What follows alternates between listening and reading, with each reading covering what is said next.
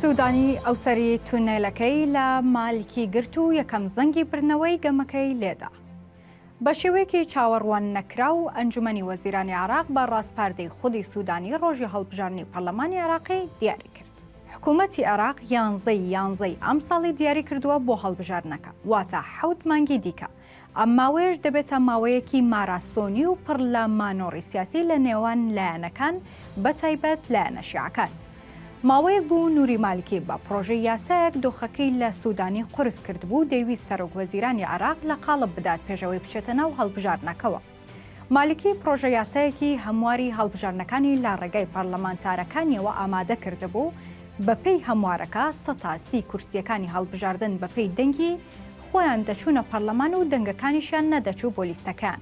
جیا لەوەش بەغداد دابەشی 2 بازنەی هەڵبژاردن دەکرد. ئەمەش بۆ لێدان لە پێگەی سوودانی تا لە هەڵبژاردن دەنگی زۆر بەدەست نەهێنێت.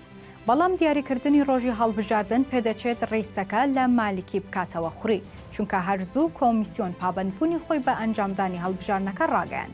پێشتریش بە پەرلەمانی وتووە ئەگەر تا 15 یاساکە هەموار نەکرێتەوە ئەوە بوار نامێنێت بۆ هەڵبژاردن و دەبێت بە یاسا کۆنەکە بێت. بەم پلانەش سوودانی مالکی خستە ژێر فشاری کاتەوە و بە هیچ جۆرێک مالکیش ناتوانێت لە ماوەی مانگێکدا کۆی پەرلەمانتارانی شیعە کۆبکاتەوە تا پشتگیری هەموارەکە بکات. بەمەش پێدەچێت گەمەکەی لە مالکی بردبێتەوە.